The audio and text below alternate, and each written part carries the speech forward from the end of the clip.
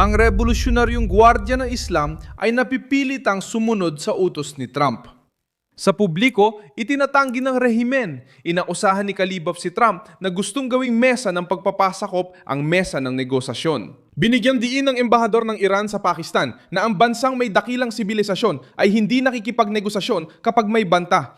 Pero ang mga pangyayari ay tumutungo sa ibang direksyon na kabaligtaran ng pampublikong pagtanggi na yon. Sa pagsusuri, makikita nating wala nang ibang opsyon ng Iran at nasa ilalim ito ng Estados Unidos sa pamumuno ni Donald Trump. At ito ang pangunahing punto ngayong ika-21 ng Abril, 2026. Matapos ang mga araw ng pagbabanta, pag-atras at mga kontradiksyon, hindi na kinaya ng rehimeng Iranian na panindigan ang mga puro salita nitong hamon. Pumapasok na sa huling yugto ang negosasyon hinggil sa digmaang kinasasangkutan ng Iran at nakikitang napipilitang makipag-usap ang Tehran dahil sa direktang presyon ng Estados Unidos. Madaling maintindihan ang nangyayari. Ang pinakamatibay na bahagi ng rehimen ay sinubukang magpatagal, nagtakda ng kondisyon at nagpakita ng lakas. Pero ang presyur ng militar, ang blokeyo at ang panganib ng panibagong paglala ay nagbago ng laro. Ngayon, hindi na lumilitaw ang revolusyonaryong gwardiya ng Islam bilang puwersang natatakda ng takbo. Lumalabas ito bilang isang estrukturang naiipit at napipilitang tumugon sa pag-usad ni Trump at sa humihigpit na presyon sa paligid ng Iran. Nais ng Estados Unidos ng kasunduang pipigil sa Iran na mapanatili ang kakayahang makagawa ng sandatang nuklear at maiwasan din ang mas matinding tensyon sa langis at mga pamilihan. Gusto ng Tehran na mapanatili ang bahagi ng programang nuclear nila, ang karapatang magpayaman ng uranium at makakuha ng ginhawa mula sa mga sanksyon at blokeyong pandagat. Pinanggunggunahan ang labang ito ni na Donald Trump at ng kanyang grupo at sa panig ng Iran ni na Mohammed Bakr Kalibov at ang pinakamatitigas na elemento ng rehimen. Kailan na ito tuluyang sasabog? Ngayon, ika-21 ng Abril sa huling bahagi ng isang tigil putukan na, ayon sa Reuters, ay magtatapos sa gabi ng ika-22 ng Abril bandang alas 8 ng gabi, oras ng silangang baybayin ng Estados Unidos. Saan? Sa Islamabad, sa Kipot ng Hormuz at sa mga pantalan ng Iran. Ang pangyayari nagtulak sa lahat ng ito ay ang pagkakasamsam ng barkong kargamento ng Iran na Tosca. Ayon sa Associated Press, inatake at sinamsam ng Estados Unidos ang barko matapos akusahan itong sumuway sa naval blockade malapit sa Kipot ng Hormuz. Ayon sa Reuters, sinabi ng Central Command na hindi pinansin ng barko ang paulit-ulit na mga babala sa loob ng 6 na oras. Ito ang unang pagharang mula ng simula ng blockade sa mga pantalan ng Iran na nagbago ng sitwasyon. Hanggang noon, pilit pa rin nagkukunwari ang Tehran na kayang magtakda ng mga kondisyon. Pagkatapos doon, mas naging mahirap ipakita ang lakas. Habang may na-intercept na barkong Iranian, dinadakip ang mga tripulante at tumitindi ang internasyonal na presyon. Isa itong matinding dagok sa politika, militar at simbolismo. Kaya naman lumakas ang ideya ng pagpapasakop nitong Martes.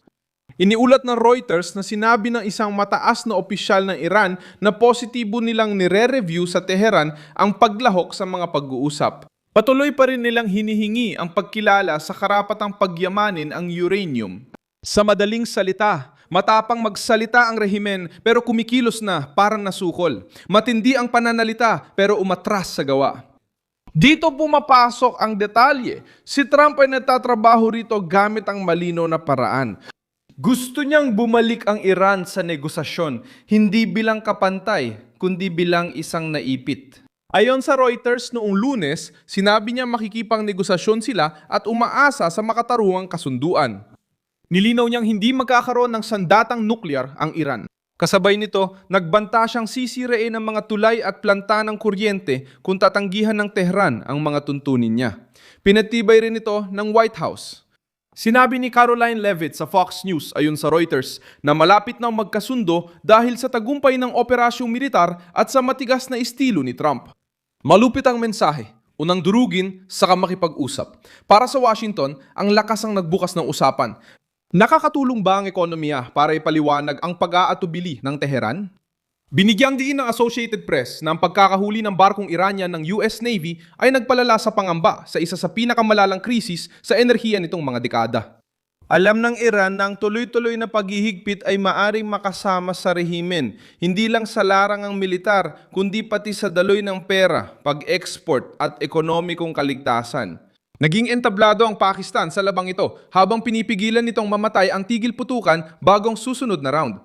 Iniulat ng Reuters na may malakas na tulak para muling simulan ang negosasyon sa Miyerkules at inaasahan si J.D. Vance sa Islamabad. Ayon sa ulat, maaaring dumalo si Trump ng personal o virtual kung may mapirmahang kasunduan. Maigpit na ang seguridad sa Islamabad na may halos 20,000 mga tauhan ng seguridad na ipinakalat. Napansin ng Associated Press ang mas mahigpit na presensya ng pulisya sa kabisera ng Pakistan.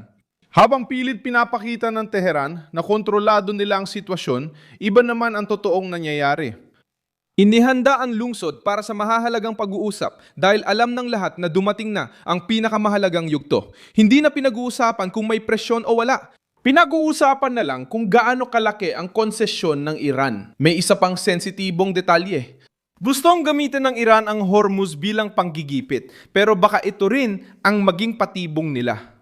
Ayon sa Reuters, umaasa ang Tehran na gamitin ng kipot para makuha ang isang kasunduan na makakaiwas sa muling pangsiklab ng digmaan at makapagpapagaan ng mga parusa.